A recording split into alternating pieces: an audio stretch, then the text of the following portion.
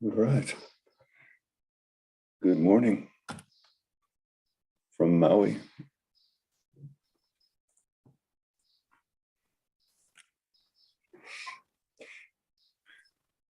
All right. Good morning from Maui.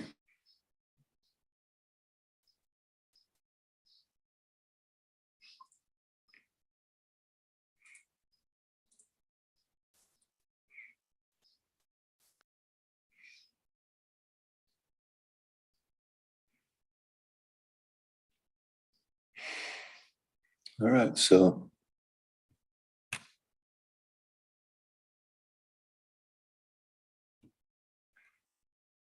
let's see what happens.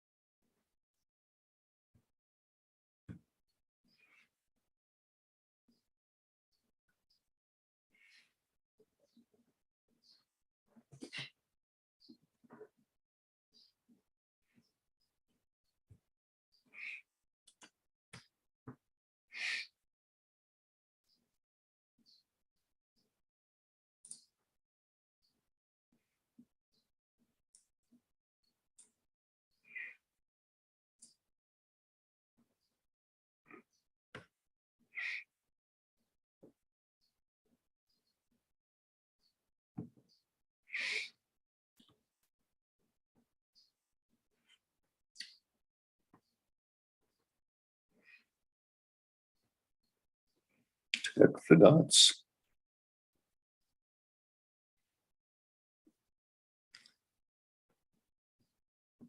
I wonder, have you ever examined or thought about or read the story of Daniel?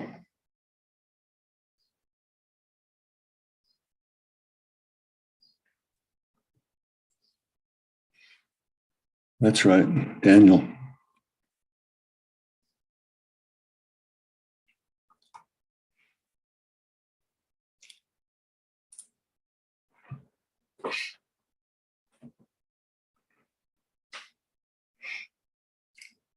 Daniel was a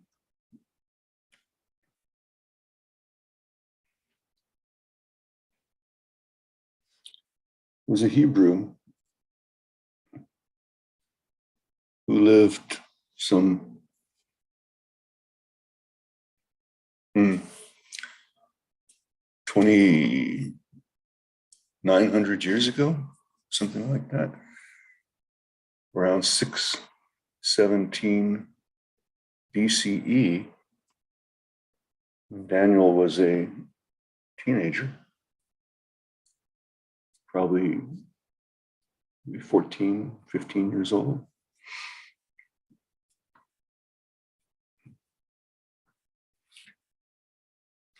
He was taken captive.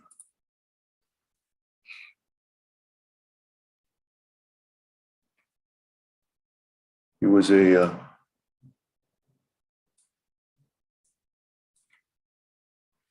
Hebrew living in Judah, and a Israelite or Hebrew king had rebelled against the king of Babylon, Nebuchadnezzar. And Nebuchadnezzar was not the kind of Babylonian king to look the other way when a rebellion took place. So he gathered his army together and marched and regained control of the Hebrew lands, including Judah. And he set up another vassal king, and he took captive a number of Jewish, Hebrew young men and their families, and took them to Babylon.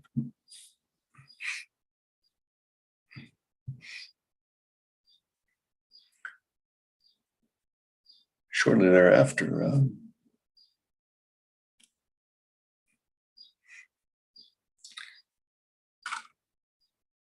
Nebuchadnezzar decided that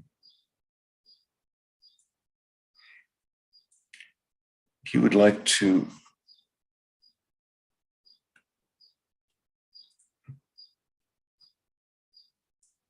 train some of his captives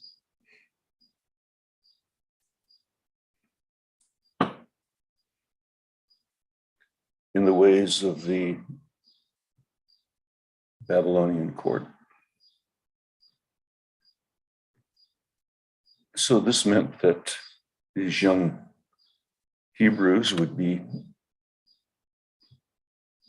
taken from their families and sent to the court of the king in Babylon, where they would be trained to speak the Babylonian language, to write the Babylonian language, and of course, most importantly, to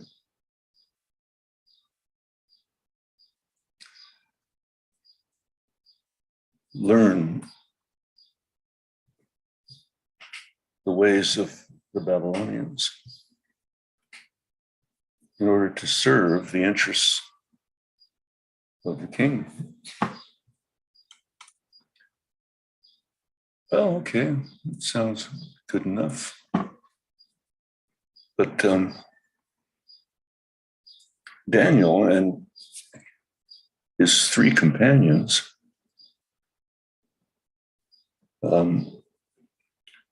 met up with a test of their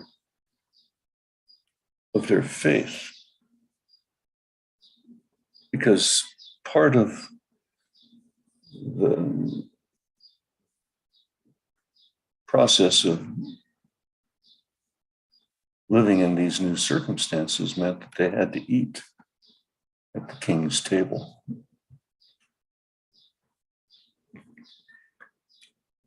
And that presented a problem for Daniel and his companions, inasmuch as the bond between them and their God, Jehovah, was quite strong.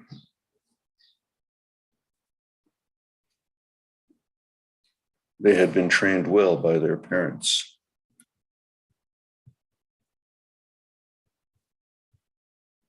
And the Babylonians,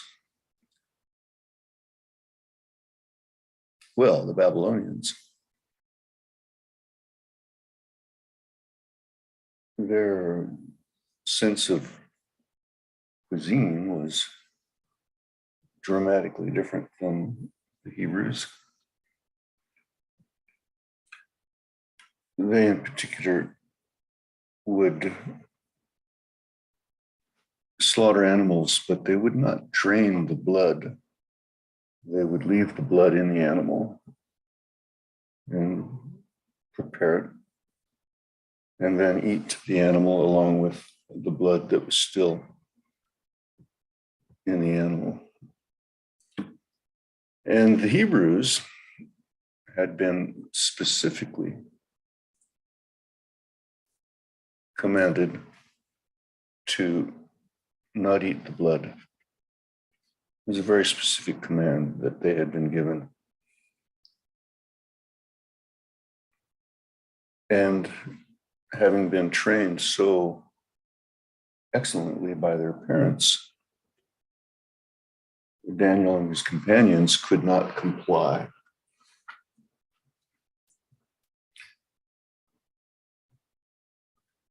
As it turned out, they requested that, unlike all of the other youths at the king's table, that they would be given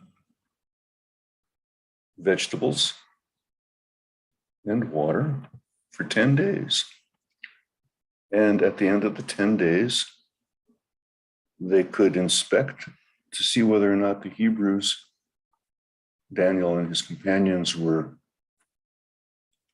in worse shape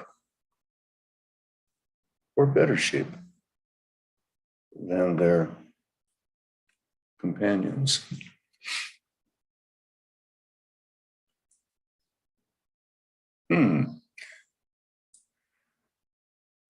So then, what happened? Well, 10 days of vegetables and water seemed to work well for Daniel and his companions, inasmuch as at the end of the 10 days, the inspection was made, and voila, they looked much healthier, much more vibrant, much more aware than their counterparts that were gorging themselves at the king's table.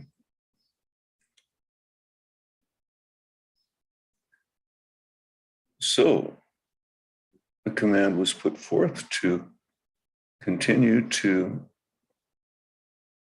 give them vegetables and water.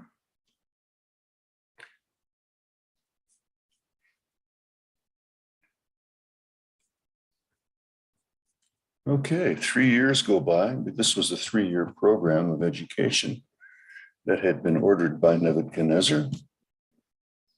It's quite a name, Nebuchadnezzar. And in the meantime, our 3 Hebrews were given Babylonian names that reflected on the Babylonian gods. Daniel's name being changed to Belteshazzar, and then the other 3 companions, their names being Shadrach, Meshach, and Abednego. And at the end of the 3 years of training, all of the youths that had been in the program were brought before the king and tested as to their worthiness to serve the king. And upon close inspection, it was soon discovered that Daniel and his 3 companions had truly been blessed by their God, Jehovah. How so? Well,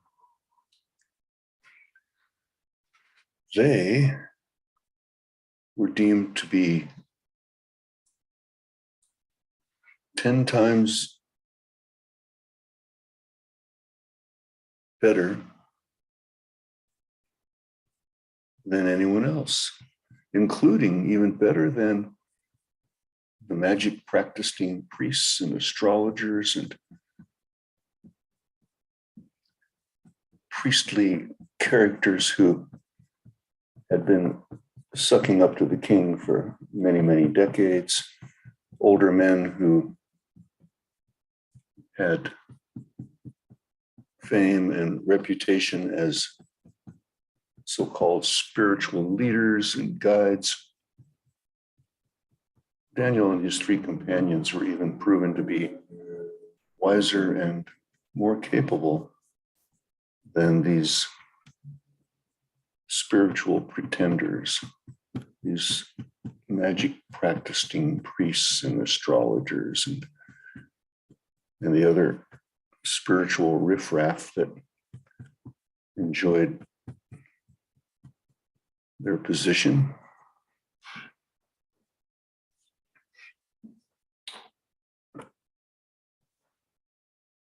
And Daniel was even told that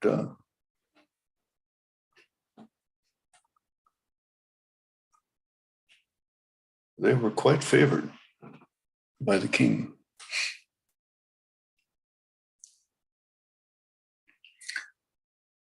Some years later, as things would have it, things would go and turn out. Nebuchadnezzar had a dream.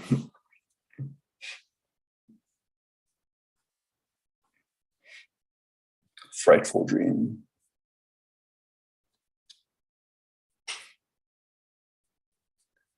A dream so frightful that he actually became terrified. And he called the magic practicing priests and astrologers and all of the spiritual pretenders that had been attending to the king. And he demanded that not only would they interpret the dream, but they would actually tell him the contents of the dream. That he indeed would not tell them what the dream was, but that they had to tell him what the dream was, and then to successfully interpret the dream. And if they failed to do so, they and their families would be slaughtered, and their homes would be turned into public outhouses. Yeah. To be the king. Well, of course, these wannabes, these pretenders, were totally inept, unable to tell the king what his dream was.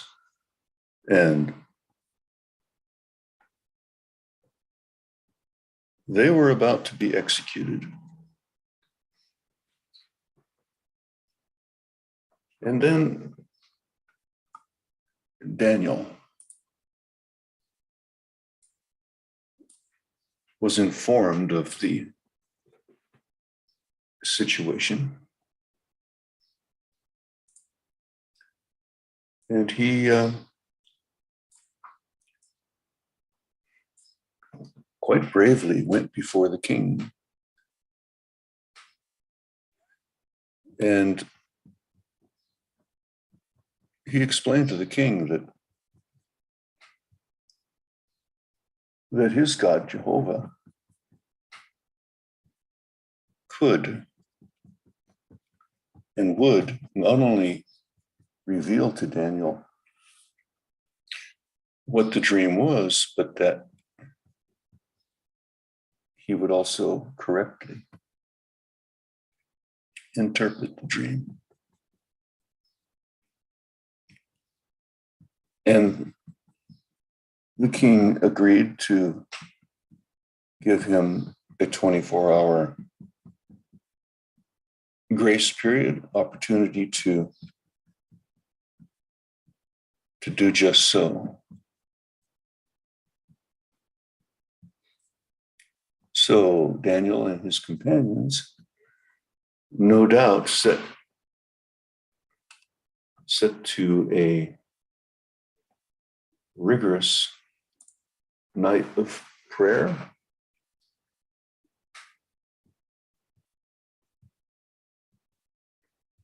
Considering the gravity of the situation.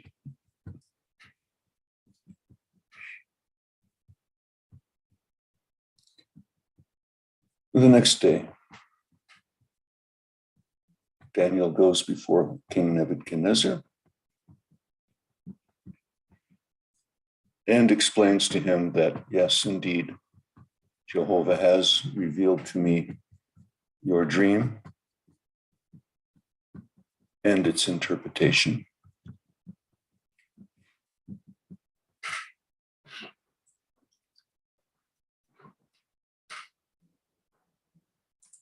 And that being this, that you, Nebuchadnezzar, had the dream of an immense image, its head being of gold. And then he described the rest of the image, the breast and the waist and the legs, ending with the feet. And this image was gigantic, and it represented a number of things which Daniel revealed to the king. But it was comprised of these various metals, gold and silver and bronze and iron and clay and iron. Interestingly, the feet of this image were a mixture of clay and iron. So, having correctly explained to the king the details of his dream,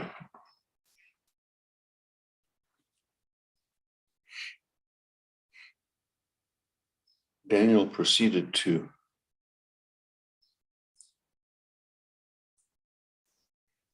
explain that King Nebuchadnezzar indeed was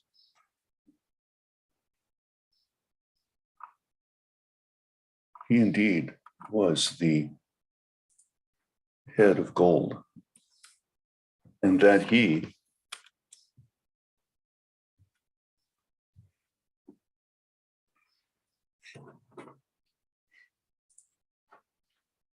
and his kingdom would then be replaced by another kingdom, which would be replaced by a third kingdom and a fourth. And finally, the final kingdom, the feet representing that kingdom, would be a kingdom existing at a time called the time of the end. And a mountain representing Jehovah's kingdom or government, if you will,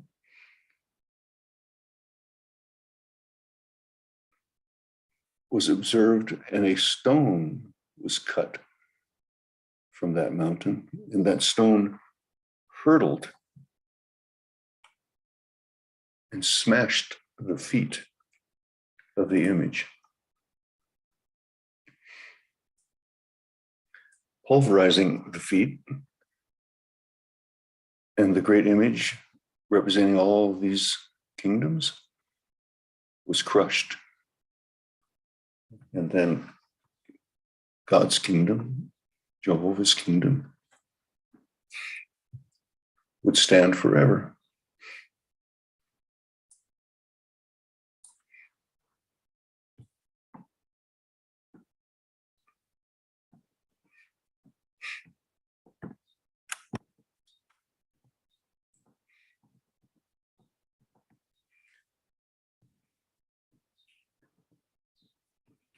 With that, King Nebuchadnezzar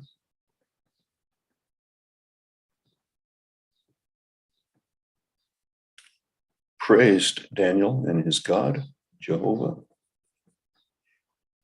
commanded that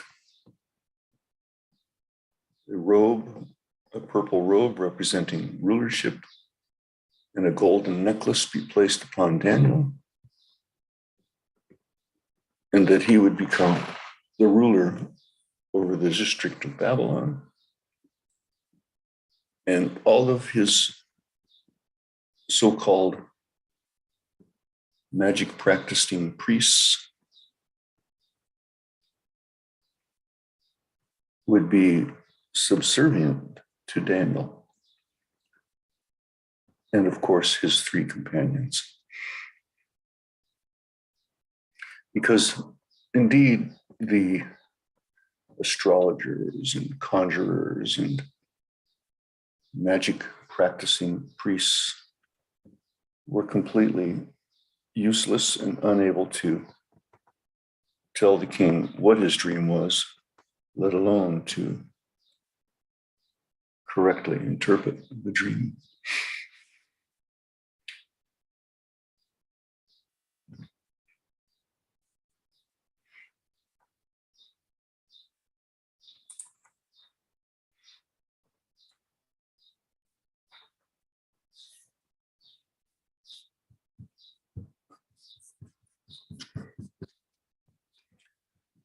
Some years later,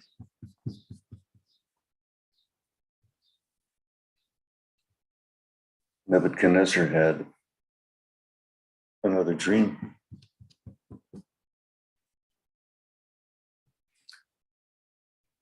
This dream was of a gigantic tree, a tree so large that all the living creatures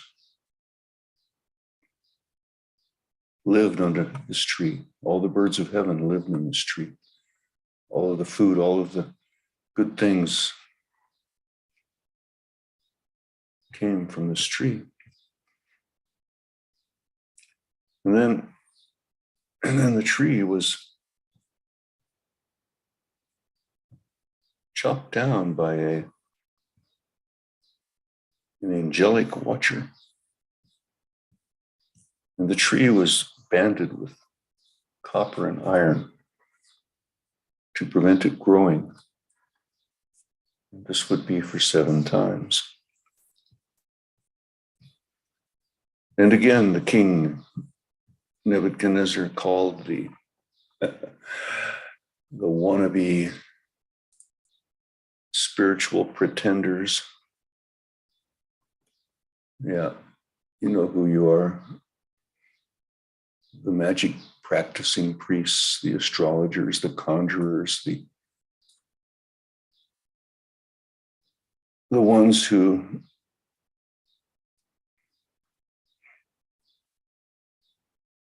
had failed to correctly assist their king with the previous dream.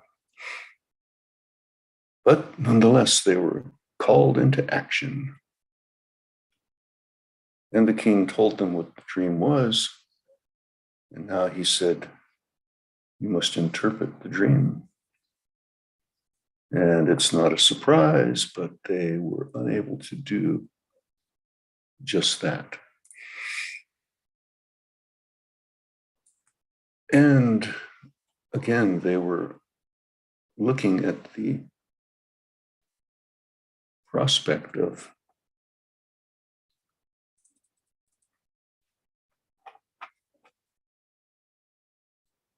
becoming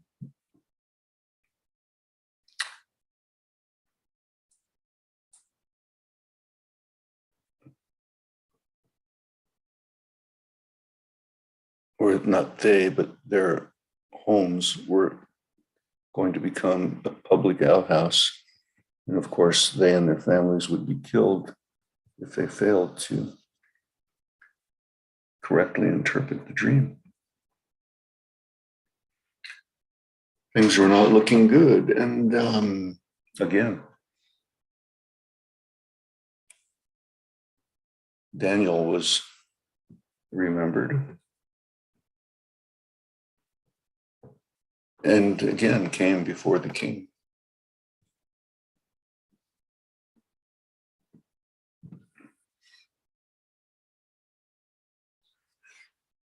And this time, The interpretation was,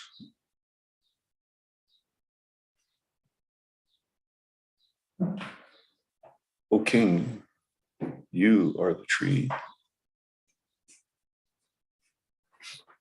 and you will be cut down.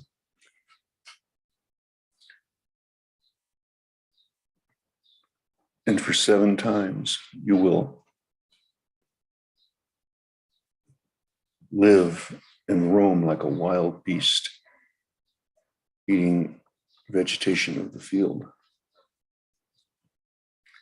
And at the end of those 7 times, after you've been humbled, and you come to know that my God Jehovah is the true God, that to the one whom he wants to, he gives it. And then you will be restored to your kingdom. Fearlessly, he delivered that message to the king, the interpretation of the dream.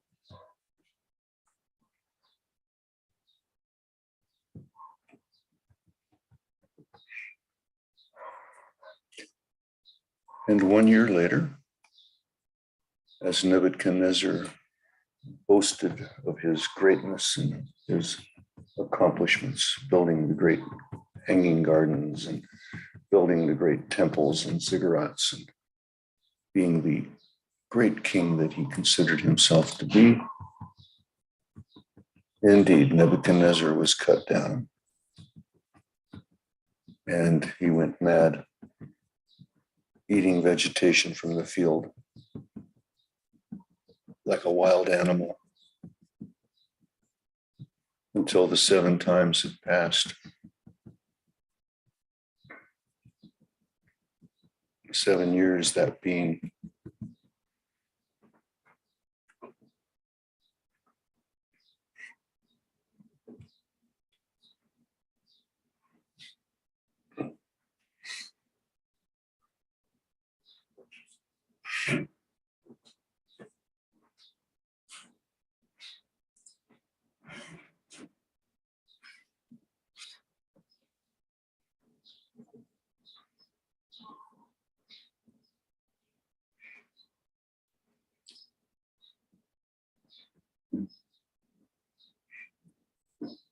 and it turns out there was a second fulfillment to that dream. Because indeed, that dream was about a much larger, grander issue.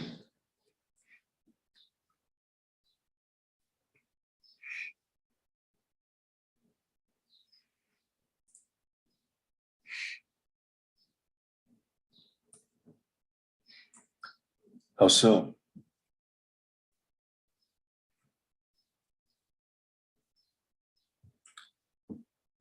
In 607 BCE, 10 years after Daniel had been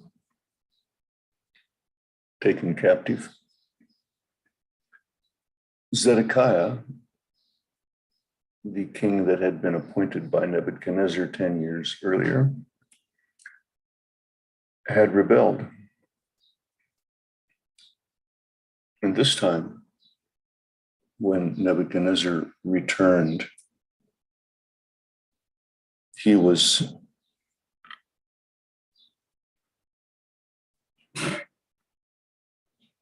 not pleased. And so he destroyed Jerusalem, tore down the walls, burned the temple,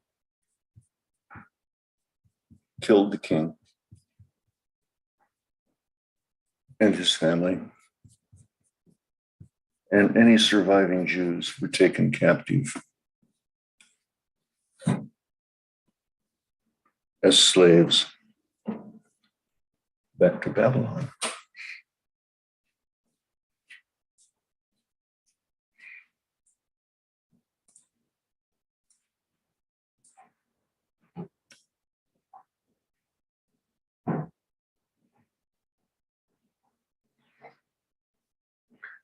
That began the appointed times of the nations, the 7 times of the nations, in that Zedekiah, representing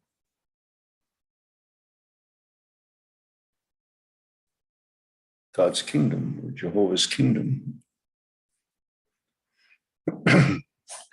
was cut down. And so there was no longer a representative of that kingdom on the earth.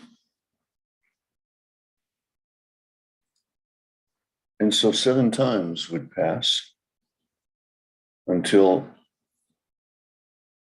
the Messiah, the anointed one, would be appointed as king.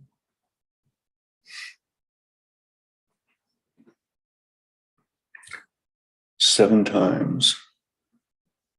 But this time, a time is not a 1-year passage.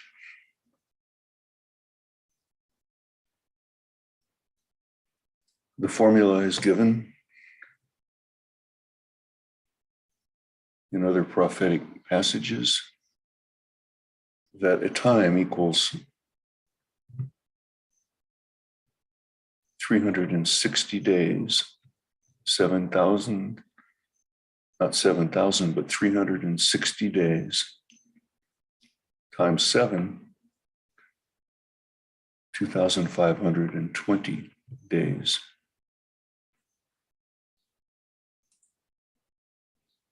If we take the prophetic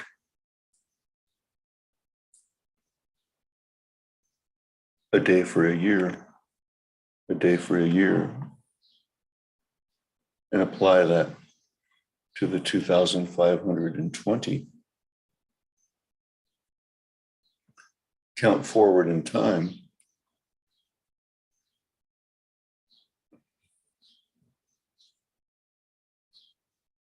and we arrive at 1914 CE.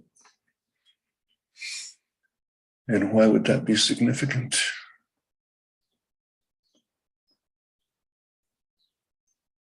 Well, the significance of that is that when the king would be appointed, the king would be appointed in the midst of his enemies, and war would break out.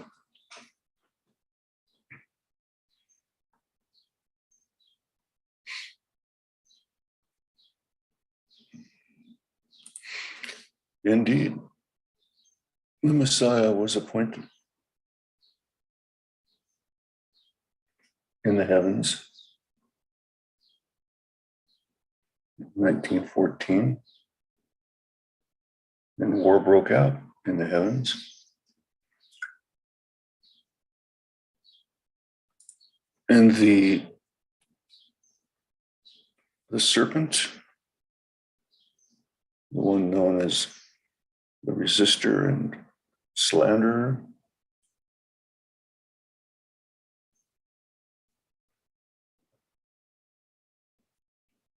the original serpent, and his demon angels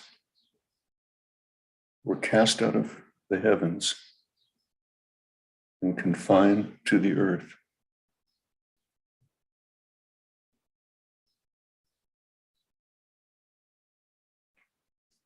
And the world at that time entered into what we know as the last days, or the time of the end.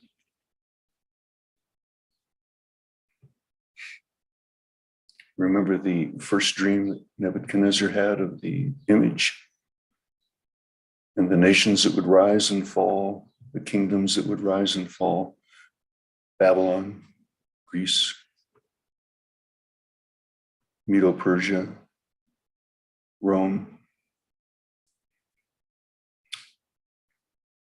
specifically Babylon first, the head of gold, followed by Medo-Persia, followed by Greece, followed by Rome, and in these times of the end, the Anglo-American dual world power of the United States and Britain, represented by the feet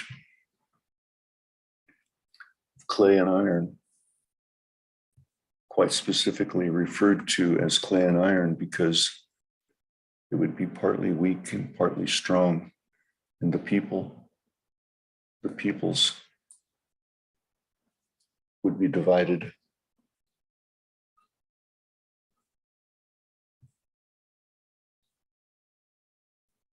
Are the peoples divided? Oh yeah, we see that quite clearly.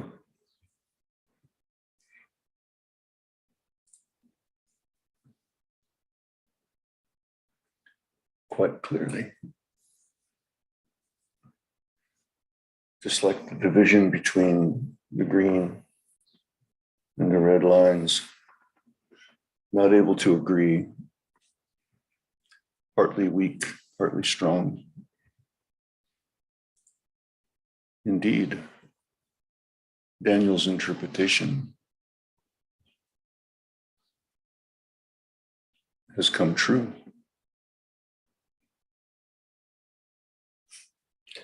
So then,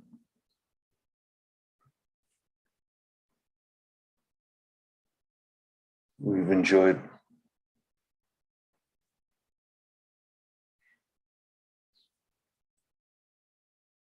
the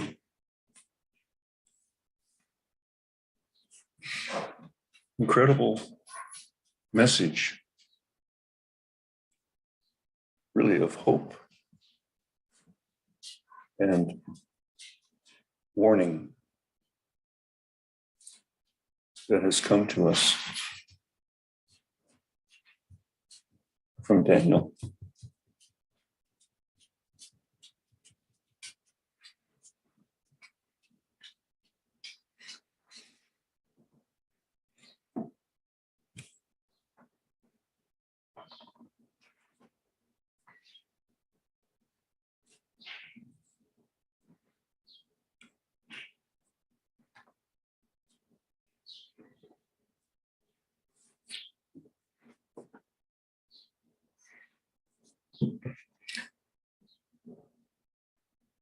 All right, well, this is Draw and Talk Story.